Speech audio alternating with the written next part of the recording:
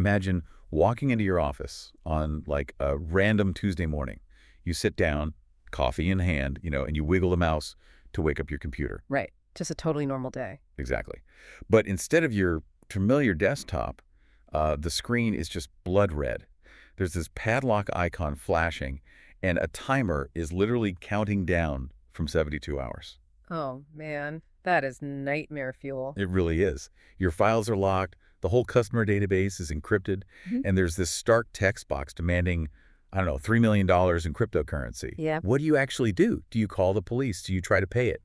Do you even know how to acquire $3 million in Bitcoin by Friday just to save your company? Most people definitely do not. Right. And so today, we're looking at the people you hire to make that terrifying call. It is a phenomenal, really high-stakes reality. We're essentially looking at the architects of digital survival today. Yeah, and usually when we talk about a business's storefront, we think of the physical experience. Right. The lighting, the window displays, the sign hanging over the door. Sure, the aesthetic. Yeah, it's all carefully designed to make you feel a certain way before you ever even open your wallet. Yeah. But today, when the business you're running is security, that storefront has moved entirely online. Completely. And the way a security firm constructs that digital storefront, the language they use, the specific services they highlight, the psychological assurances they give it, tells us so much about the state of this invisible war being fought every single day. It really does. So, welcome to the Deep Dive. Our mission today is to decode the modern business of cybersecurity for you. We aren't just looking at the nuts and bolts of the tech here. No, not at all. We are looking at how security is sold, structured, and managed for businesses right now. And our source material for this exploration is uniquely revealing. We are analyzing a primary document today, the digital storefront and website excerpts of a company called Rhyno Cybersecurity. Yes. We've got their service list, their underlying marketing philosophy, and their actual customer testimonials. It's this fascinating artifact of modern digital anxiety and, reassurance. And there's one specific detail in their resources that really, I think, sets the stage for our entire conversation. Yes, absolutely. Right near the top of their site, there's an ebook download available, and the title of it is The Definite Blueprint for Cybersecurity in Manufacturing. The blueprint. Right. I love that word, blueprint. It's the perfect framing for us today.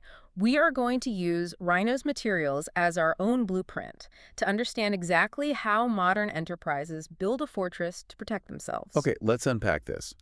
Because before we get into the heavy technical tools, the firewalls and the cloud hosting and all that, we really need to understand the psychological approach of a modern security firm. Oh, absolutely. The psychology is everything here. When you land on Rhyno's messaging, the very first thing you hit is their motto, and it's protect with passion. Yeah. And they've actually trademarked that phrase, protect with passion, with the little registered trademark symbol right next to it. Right. They describe themselves as, quote, trusted allies, and they emphasize forging long-lasting partnerships based on trust, transparency, and growth. What's fascinating here is how aggressively this language pushes away from the old stereotype of the IT industry. I mean, think back to the cultural image of cybersecurity in the late 90s or like early 2000s. Oh, yeah. The hacker in a hoodie. Exactly. It was always a bunch of antisocial hackers locked in a dark basement somewhere, chugging energy drinks and staring at scrolling green code. The classic guy in the chair trope, right? You just slide him a pizza under the door and hope they fix the mainframe. Precisely. You only called them when the printer broke. But this language, trusted allies, passion, partnerships for growth, it's completely redefining security. Yeah, it's a huge shift. It's framing it as a proactive, collaborative relationship. They are explicitly positioning themselves as an ally for the growing enterprise. Right. That means they aren't just an IT repair service. They are positioning security as a foundational pillar of business growth itself. Because, you cannot grow if you are constantly being knocked offline. Right. It's like, it's the difference between buying a padlock at a hardware store and hiring a highly trained bodyguard who actually cares about your family. That's a great analogy. You buy the padlock, you snap it onto the gate, and you walk away hoping the metal holds. It's totally static. But the bodyguard is dynamic. They are looking around corners for you, anticipating threats before they even arrive. Exactly. But I do have to push back on this a little bit. Is passion really what you want in cybersecurity? How do you mean? Well, if I think about my bank's security architecture Right. or, my healthcare provider's database, I don't think I want it to be passionate. Interesting. I want it to be cold, hard, automated, unfeeling math. Shouldn't it just be a binary wall that is mathematically impossible to break? See, that tension right there is exactly why this industry is shifting so rapidly. The reality of the modern internet is that cold hard math simply isn't enough anymore. Really? Yeah, and the reason is that the attackers on the other side aren't just automated, unfeeling scripts either. They are highly motivated, incredibly creative human beings. Oh, wow. We are talking about nation-state actors and organized crime syndicates who basically run their hacking operations like Fortune 500 companies. That's terrifying. They are very passionate about breaching systems. So if your defense is just a static wall of code, eventually a creative human will find a crack in the mortar. I see. You need passionate human defenders to constantly update, monitor, and adapt to those mathematical walls. You need human ingenuity to balance the automated detection. So you have passionate humans, but human eyes obviously can't watch millions of lines of network traffic a second. No, definitely not. That's where the actual technological infrastructure has to take over, right? Moving from their philosophy to the actual mechanics of what they call the 360-degree shield. Sure. Let's look at their core service. It's called Rhyno Guard MDR. Yes. And that stands for Managed Detection and Response. This is where we see that proactive bodyguard philosophy turned into literal technology. Yeah. Because, MDR isn't just an antivirus program you install and forget about. Right. It's an entire ecosystem of defense. They list components like 24/7 continuous threat hunting, prioritized alert management, customized reporting, and secure enterprise cloud hosting. I want to stop and look at that first one. Continuous threat hunting. Sure. That phrasing makes it sound like we were on a digital safari tracking footprints in the mud or something. It kind of is. But I have to ask, if they're constantly scanning every single file, every login, and every email 24/7, wouldn't my IT guy's phone just be ringing off the hook with false alarms? You would think so, yeah. What does continuous threat hunting actually mean for a business owner on a random Tuesday afternoon? To understand that, we really have to look at the mechanics of behavioral analytics. Okay. Historically, firewalls worked like bouncers at a club with a VIP list. Right, checking IDs. Exactly.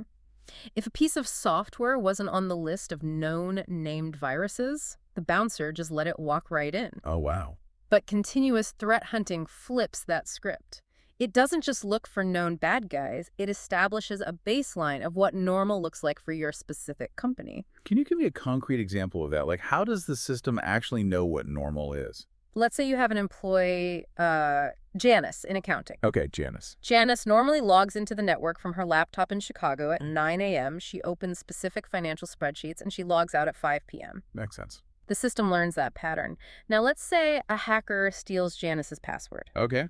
The old bouncer firewall wouldn't care because the hacker used the correct VIP password. Right, the ID checked out. Exactly. But suddenly, Janice's credentials are being used at 3 a.m. to log in from an IP address in Eastern Europe, and the account starts downloading 50 gigabytes of sensitive personnel files. Ah, so it's the behavior that triggers the hunt, not the code itself. Yes. The continuous threat hunters see that behavioral anomaly and lock the account down before the data ever actually leaves the building.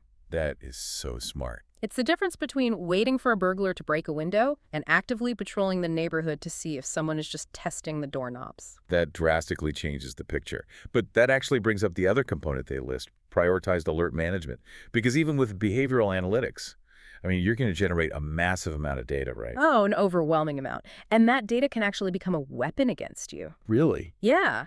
One of the most dangerous vulnerabilities in modern IT is alert fatigue. Think about a car alarm going off in your neighborhood. Oh, I hate that. Right. The first time you hear it, you look out the window. But if it goes off every single night for a month, your brain just tunes it out. You sleep right through it. Exactly. If a security system flags every single minor software glitch or, slightly unusual login as a critical DEFCON 1 threat, the human security team eventually just gets numb. They do. They start ignoring the alarms. So by offering prioritized alert management and customized reporting, Rhyno is basically stepping in to filter that noise. Okay, I see. They analyze the alerts and only bring the client the technical details that represent an actual actionable threat. They also offer alert management integrations, and they explicitly state, quote, get alerts where you need them. Right. That points to a system designed to fit into the messy existing reality of a modern business. rather than forcing the business to totally change how it operates just to accommodate the security software. Yes, they are building a customized visibility network, and that includes their secure enterprise cloud hosting. Right, they mentioned that. They are essentially offering to take a company's most critical digital assets off of potentially vulnerable local servers and manage them in a fortified, fully managed environment where they actually control the perimeter. Okay, but here's where it gets really interesting, though. Uh, You can have the most advanced 24/7 continuous threat hunting MDR system in the world. You can use behavioral analytics to monitor Janus and accounting, and you can have your data locked in a fortified enterprise cloud. sure. But technology has a massive, glaring weak point. It always does. Us, human The beings. human element is always the ultimate wild card. It's like installing a state-of-the-art 10-ton titanium bank vault. Right. It's totally impenetrable. But then a bank teller writes the combination on a sticky note and just leaves it attached to the handle. Exactly. It completely defeats the purpose. If an employee is tricked into clicking on the wrong phishing email or, hands over their login credentials to someone on the phone pretending to be from IT support, all that brilliant math and threat hunting goes entirely out the window. Yep. The vault just swings wide open.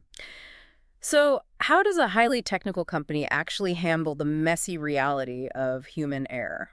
They handle it by fundamentally changing how they view the staff. Okay. Instead of treating employees as a liability, they train them to be the front line. Rhyno offers cybersecurity awareness training, which is specifically designed to build a strong security culture. Right. And we actually get a fantastic ground-level glimpse into how this works through their customer testimonials. So, reviews on the site are so revealing. Let's look at the one from Alan Miller. Yeah, that's a great one. He talks about an on-site training session Rhyno did for his organization, and he specifically calls out the trainer by name. He says, quote, "The training by Dan was fantastic." Behind the trainer. Dan. He describes it as engaging, humorous, and says Dan flawlessly answered all the staff's questions. And then, layer that with the review from Randy Nordgren. Right. Randy points out the team's professionalism, but his key line is this. He says they were, quote, "very patient with me as I'm not very technical, so very much appreciated." Think about the words that jump out there, humorous and patient. Yeah. When you imagine corporate cybersecurity training, what usually comes to mind? Boring videos. Exactly. It's usually a series of boring, mandatory corporate videos that you just click through as fast as humanly possible to get your certificate of completion. Right. Or, even worse, it's intimidating scare tactics, like, don't click this link or you'll destroy the entire company and lose your job. Which is deeply counterproductive from a psychological standpoint. Oh, yeah. To understand why Dan's humorous approach is vital, you have to understand the psychology of a phishing attack. Okay, break that down for me. When a hacker sends a malicious email, they aren't just sending bad code. They are manipulating human emotion. They manufacture panic. Oh, like urgency. Exactly. An email that looks exactly like it came from your boss says, "Urgent. Wire transfer needed for new vendor. Please process in the next 10 minutes or we lose $1 million contract." That would definitely freak someone out. Right.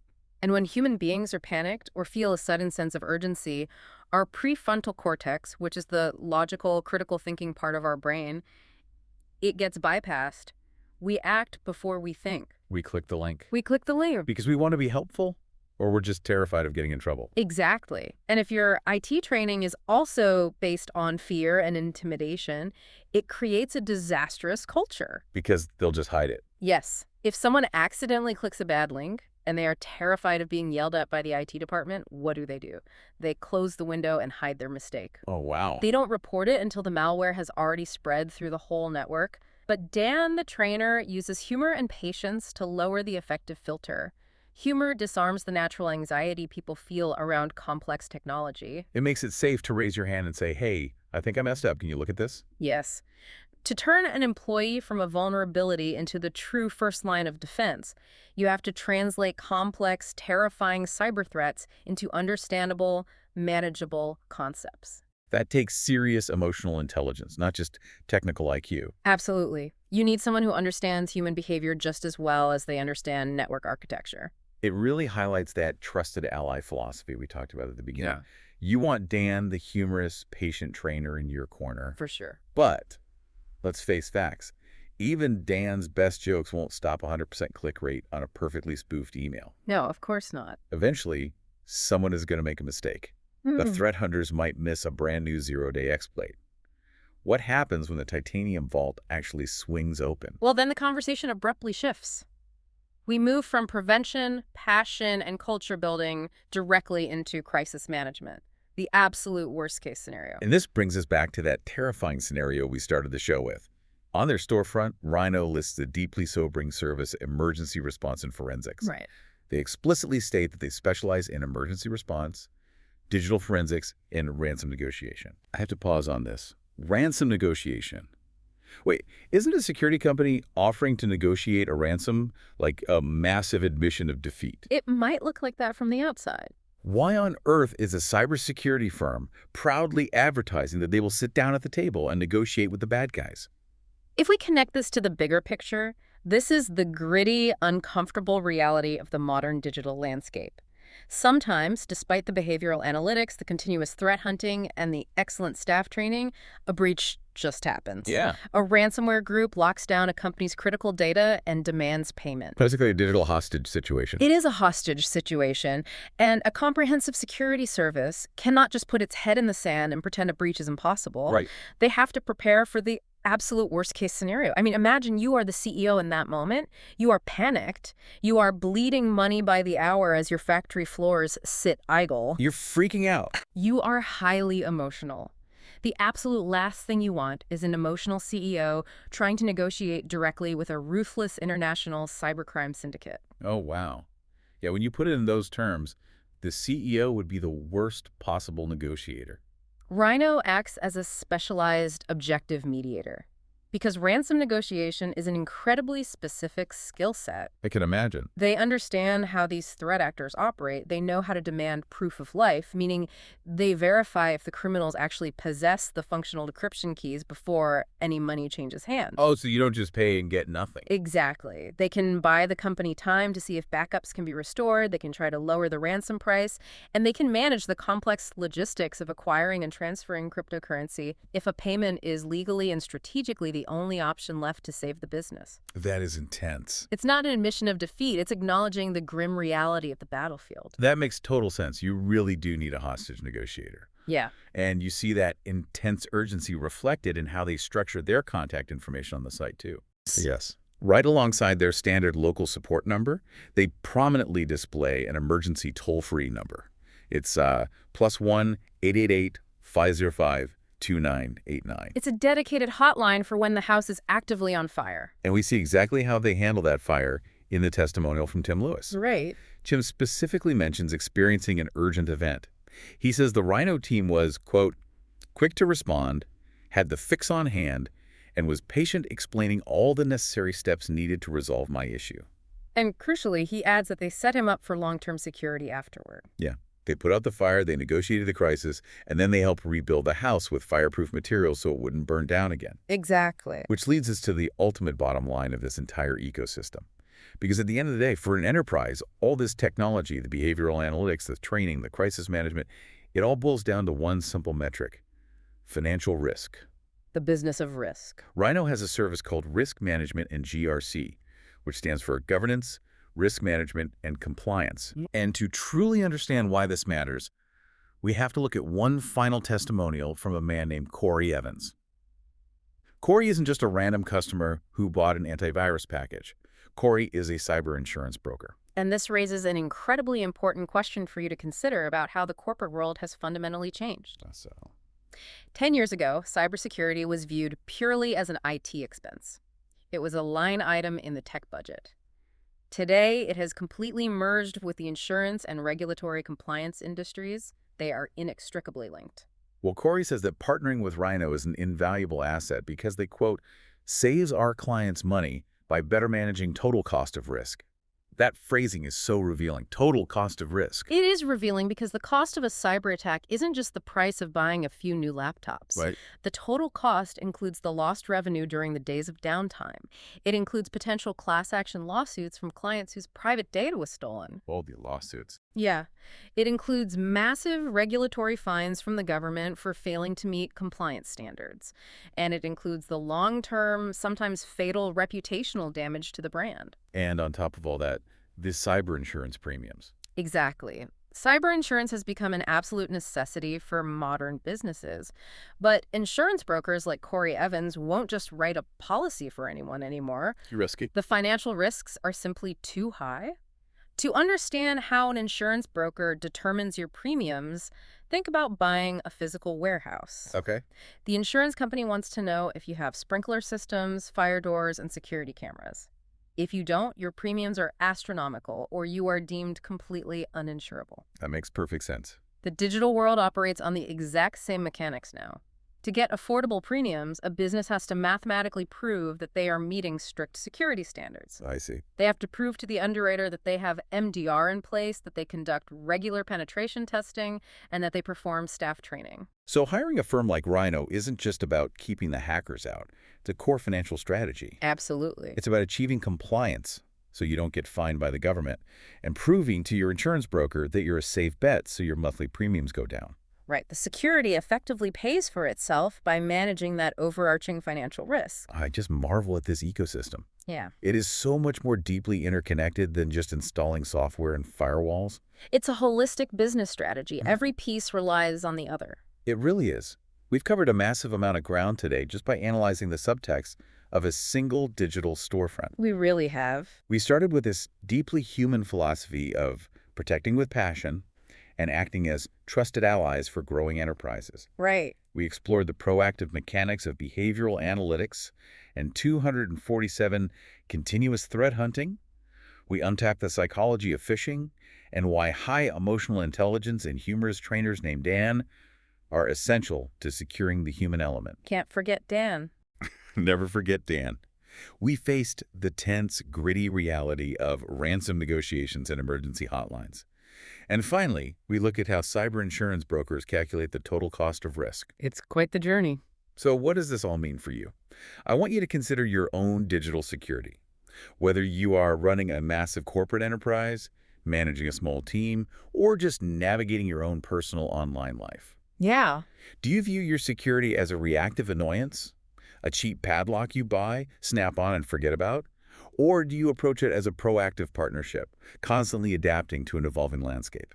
And to leave you with one final lingering thought on the bizarre nature of that landscape. Ooh, what's that? If you scroll to the very absolute bottom of Rhino's source document, past the threat hunting services and the testimonials, you find their physical address. Okay. They are headquartered at 14 Main Street, Unit 3, in Grand Bend, Ontario, Canada. Sounds nice. It sounds perfectly idyllic.